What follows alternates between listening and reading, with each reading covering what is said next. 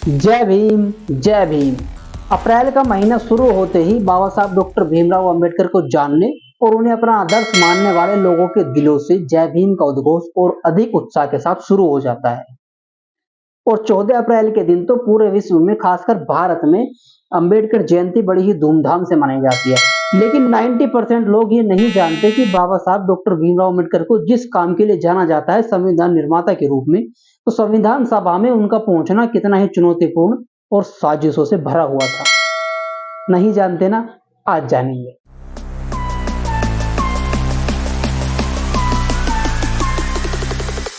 जय भीम साथियों, मैं यूपी को दीपांकर सिंह स्वागत करता हूं आपका मेरे इस यूट्यूब चैनल।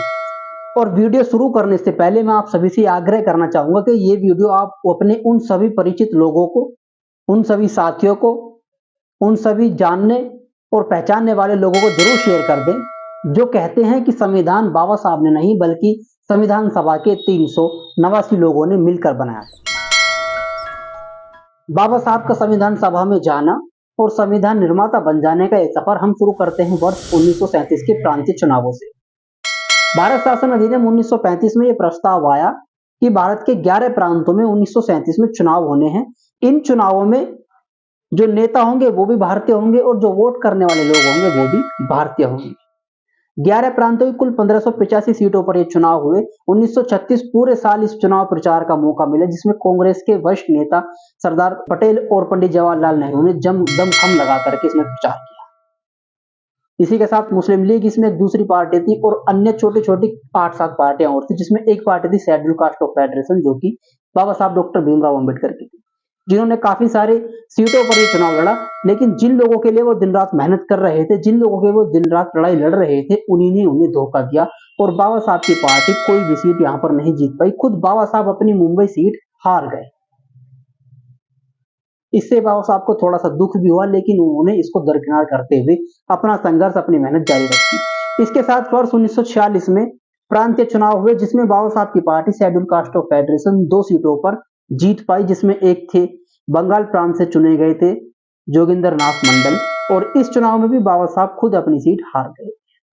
16 मई 1946 को कैबिनेट मिशन पेश हुआ, जिसके द्वारा एक संविधान सभा के गठन की बात की। संविधान सभा में कुल 389 सीटें होंगी, जिसमें से 296 सीटों पर अप्रत्यक्ष चुनाव के जरिए संविधान सभा में सदस्यों को भेजा जाएगा। प्रांतीय विधान परिषद के सदस्यों द्वारा अप्रत्यक्ष वोट करके चुने जाएंगे। बाबा साहब डॉक्टर भीमराव अंबेडकर किसी भी कीमत पर संविधान सभा में जाना चाहते थे, लेकिन उनकी party schedule caste of federation के पास सिर्फ 2 प्रांतीय परिषद सदस्य थे, सिर्फ 2 विधायक थे, और 2 विधायक के दम पर संविधान सभा में पहुंचना नामुमकिन था। उधर कांग्रेस पार्टी, जिसके पास सबसे ज्यादा 700 प्लस सदस्य थे, वो ये बिल्कुल नहीं चाहती थी कि संविधान सभा में किसी भी कीमत पर डॉक्टर अंबेडकर पहुंचे। यहाँ तक कि कांग्रेस के एक बड़े सदस्य, एक बड़े नेता सरदार पटेल ने तो यहाँ तक कह दिया था कि डॉक्टर अंबेडकर के लिए संविधान सभा के दरवाजे ही नहीं बल्कि खिड़की और रोशनदान भी बंद है। बाबा साहब किसी भी कीमत पर संविधान सभा में पहुंचना चाहते थे। इसके लिए उन्होंने कैबिनेट मिशन के तमाम लीडरों से बात की, लेकिन कोई भी रास्ता नहीं निकल सका। तब बंगाल प्रांतीय सरकार के मंत्री जोगिंदर नाथ मंडल ने बाबा साहब से मुलाकात कर उन्हें यह आश्वासन दिया कि बंगाल प्रांत की सरकार, मुस्लिम लीग और अन्य सदस्य जो हैं, अन्य संगठन ये चाहते हैं कि आप संविधान सभा में पहुंचे, क्योंकि बिना आपके जो बनने वाला संविधान है वो अधूरा रह जाएगा। तब बंगाल की खुलना और जैसोर सीट से बाबा साहब को अगस्त 1946 में चुनाव जिता करके संविधान सभा में भेजा गया। लेकिन ये सफर अभी तक पूरा नहीं हुआ था। 9 दिसंबर 1946 को संविधान सभा की पहली बैठक हुई, जिसके द्वारा अस्थायी अध्यक्ष सच्चिदानंद सिन्हा को चुना गया। इसके बाद दूसरी बैठक 11 दिसंबर 1946 को स्थायी अध्यक्ष डॉक्टर राजेंद्र प्रसाद जी को चुन लिया गया। इसके बाद 5वें दिन 13 दिसंबर 1946 को पंडित नेहरू लेकर के आए संविधान का उद्देश्य प्रस्ताव, जिस पर सभी सदस्यों को अपनी अपनी बात रखनी थी और एक एक करके सभी सदस्य अपनी बात रखा।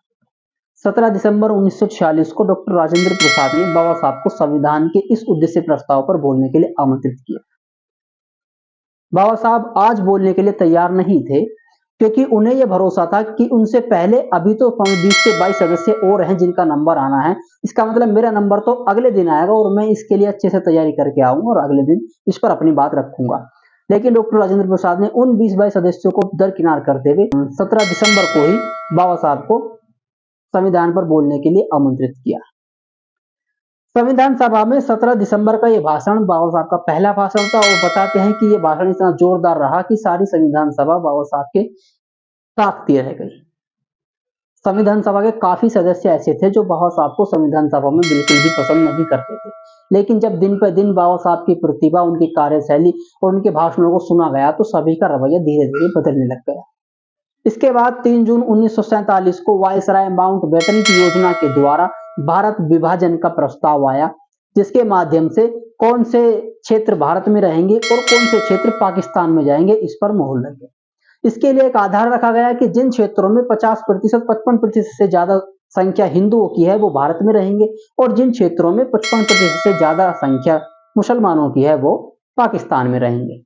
किंतु आज तक एक बात का कोई भी जवाब नहीं दे पाया है कि बंगाल की जिस सीट से बाबा साहब चुन करके संविधान सभा में आए थे, खुलना और जैसोर सीट, वो सीट 55% से घनी आबादी हिंदू आबादी थी। अप्रोक्स उस पे 45% तो एससी समुदाय के लोग थे। इसके बावजूद भी उस सीट को पाकिस्तान में दे दिया गया और जब सीट ही पाकिस्तान में चली गई तो अब तो सदस्य भी पाकिस्तान के हो गए। तो इस तरह बाबा साहब संविधान सभा से बाहर हो गए। जोगिंदर नाथ मंडल जो मुस्लिम लीग के साथ पाकिस्तान चले गए, वो वहां की प्रथम सरकार में कानून मंत्री बने। इसके बाद अगले 3 महीने तक बाबा साहब डॉक्टर भीमराव अंबेडकर लंदन के चक्कर लगाते रहे और अंग्रेजों को ये बात समझाने की कोशिश करते रहे कि अगर मैं संविधान सभा में नहीं रहा तो ऐसा संविधान नहीं बन पाएगा जिसमें भारत के शेड्यूल कास्ट वाले लोगों का अधिकारों का संरक्षण हो सके। इसी बीच संविधान